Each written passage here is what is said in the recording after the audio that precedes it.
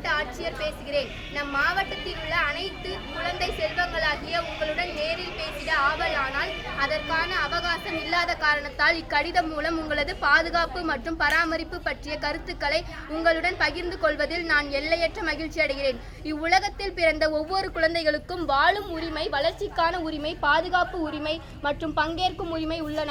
நம் மாவட்டத்தின் பெயர் மாவட்டத்தில் குழந்தை திருமணம், குழந்தைகளுக்கு எதிரான பாலியல் துன்புறுத்தல் போன்ற செயல்களை தடுக்கும் வகையில் உங்களுக்கு சில ஆலோசனைகளை வழங்க உள்ளேன். குறிப்பாக உன்னை எப்படி உன்னாலே பாதுகாக்க முடியும் என்பது அது.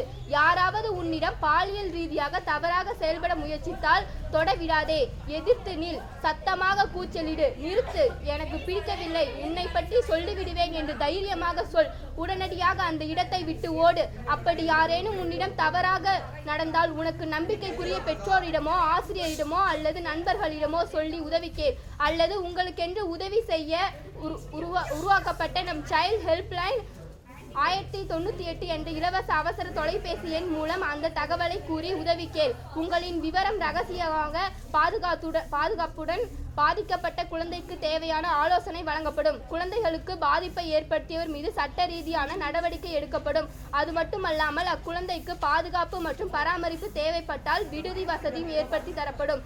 நிறைவடையாத பெண்ணுக்கு 21 வயது நிறைவடையாத ஆணுக்கும் திருமணம் நடத்தி வைக்கப்படுவது, நடந்த ஏற்பாடு செய்வது, வற்புறுத்துவது போன்ற செயல்கள் இந்திய குழந்தை திருமண தடுப்பு சட்டம் 2006 படி தண்டனைக்குரிய செயலாகும். எனவே உங்களை பாதுகாத்துக் கொள்ள இது பற்றிய தகவல் உங்களுக்கு தெரிந்தாலோ இந்த கொடுஞ்செயல் உங்களுக்கு நடக்க இருந்தாலோ குழந்தைகளுக்கான 24 மணி நேர இலவச அவசர தொலைபேசியான சைல்ட் லைன் 1098 எண்ணுக்கு தெரிவித்து கேட்கலாம். தற்போதைய சூழலில் போதைக்கு அடிமையாகும் நபர்கள் அதிகம் உள்ளனர். ஆனால் நீங்கள் எப்பொழுதும் எந்த விதமான போதைக்கும் அடிமையாக கூடாது. போதை எனக்கு வேண்டாம், நமக்கு வேண்டாம் என்று உறுதியோடு செயல்பட வேண்டும். உங்கள் உடலை உறுதியாக ஆரோக்கியமான வைத்துக் கொள்ள வேண்டும். உடற்பயிற்சி செய்யுங்கள். இந்த உலகம் அனைவருக்குமானது. எனவே உங்கள் வகுப்பை சாதி வேறுபாடுகள் எதுவுமில்லாத சமத்துவமிக்க வகுப்பறையாக மேம்படுத்த வேண்டும். நம் மாவட்டத்தில் உங்களுக்காக ஓடோடி வந்து உதவி செய்ய நானும் மற்ற குழந்தைகள் நலன் மற்றும் பாதுகாப்பு சார்ந்த அதிகாரிகளும் தயாராக இருக்கிறோம். இந்த தகவலை நீங்கள் தவறாமல் உங்களின் நண்பர்களுக்கு தெரிவிப்பாய் என்று நம்புகிறேன். நாம் அனைவரும் இணைந்து செயல்பட்டு நம் மாவட்டத்தை குழந்தைகள் பாதுகாப்பு மற்றும் பராமரிப்பு நலமிக்க மாவட்டமாக உருவாக்கிடுவோம்.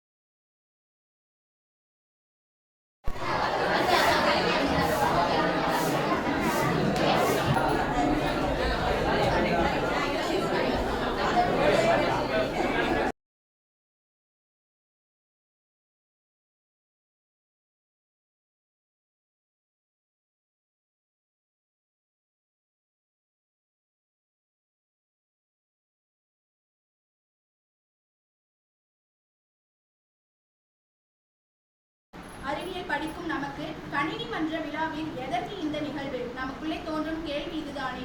இதோ கூறுகின்றேன். கணினி, அலைபேசி என்று நம் எல்லோருடைய வாழ்க்கை சூழலும் ஒரே புள்ளியினை நோக்கியே ஓடிக்கொண்டிருக்கும் பொழுது நாம் ஆரோக்கியமாக வாழ்வதற்கு படிப்பு, கணினி, அலைபேசி, வேலை, சம்பளம் இதையெல்லாம் தாண்டி நல்ல உணவு மட்டுமே தேவை என்பதை உணர வேண்டும்.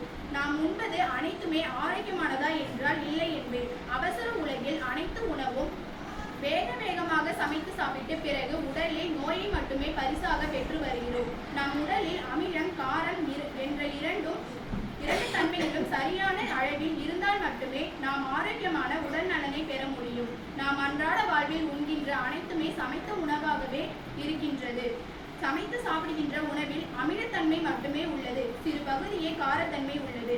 இவ்வாறாக நாம் அமிலத்தன்மை உள்ள உணவையே தினந்தோறும் உண்ணும் பொழுது நம் உடலில் அமிலம் மட்டுமே அதிகமாகி உடல் தொந்தரவுகள் வரத்தான் செய்யும். அதனால் நாம் சமைத்த உணவு ஒரு வேளை, சமைக்காத உணவு ஒரு வேளை என்று மாறி மாறி உண்ணும் பொழுது நமக்கு அமிலமும் காரமும் சரி விகிதத்தில் கிடைக்கும். அவ்வாறாக பார்க்கும் பொழுது நாம் சமைக்காத உணவு என்றவுடன் பிளாஸ்டிக் பாக்கெட்டில் அடைத்த பிஸ்கெட், நொறுக்கு தீனி போன, நாம் கைவிட்ட, நமது முன்னோர்கள் நமக்கு பரிசாக கொடுத்து சென்ற எத்தனையோ பாரம்பரிய உணவுகள் நம் பகுதியை சுற்றியே உள்ளன. அவற்றை நாம் சமைக்க ஆகும் நேரத்தை மிச்சப்படுத்தி அப்படியே உண்ணும் பொழுது நம் உடல் வலுப்பெறும், நமக்கு தேவையான ஆற்றலும் கிடைக்கும். நம்முடைய பள்ளி மாணவர்களில் ஒரு சிலர் காலை உணவை எடுத்துக்கொள்ளாமல் பள்ளியில் மயங்கி விழுகின்றனர். காரணம் கேட்டால் வீட்டில் சமைக்கவில்லை என்று ஒரு சிலர் கூறுகிறார்கள். இன்றைய நிகழ்வில் நாங்கள் காட்சிப்படுத்த உள்ள இவ்வளவு சமைக்காத உணவுகள் இருக்கின்றன. என் பள்ளி மாணவர்கள் தெரிந்து கொண்டு அவர்களுக்கான உணவை அவர்களே தயார் செய்து கொள்வது மிகவும் எளிதாகும். அதன் மூலம் ஆரோக்கியமான உடல் நலனை பெற முடியும் என்பதற்கான விழிப்புணர்வு இந்நிகழ்ச்சி ஆகும். அந்த அடிப்படையில் என்னென்ன சமைக்காத உணவினை நம்மால் உண்ண முடியும் என்ற கேள்விகளுக்கு எங்களுடைய 11 மற்றும் 12ஆம் வகுப்பு கணினி அறிவியல் மாணவர்கள் இங்கே பாரம்பரிய சமைக்காத உணவினை காட்சிப்படுத்தியுள்ளனர். இதனை நீங்கள் சுவைத்து பார்த்தீர்கள் என்றால் உங்களுடைய உடல் ஆரோக்கியத்திற்கு இது ஒரு நல்ல வாய்ப்பாக இருக்கும் என்று நம்புகிறோம். நோயற்ற வாழ்வை குறைவற்ற செல்வம். இனி வரும் காலங்களில் நீங்கள் அனைவரும் ஒரு வேளை மட்டுமாவது சமைக்காத உணவினை உண்ணுமாறு இந்த கணினி மன்ற விழாவின் மூலம் அன்புடன் கேட்டுக்கொள்கிறோம். நன்றி.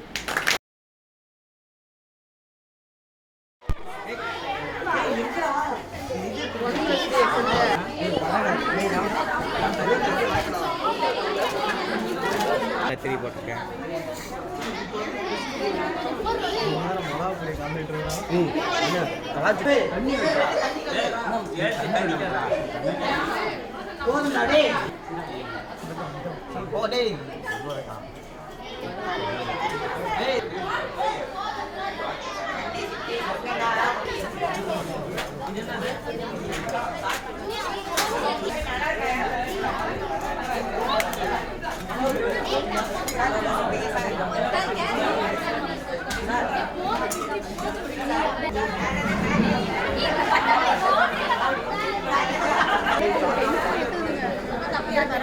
ஹேமாவதி எடுத்துட்டு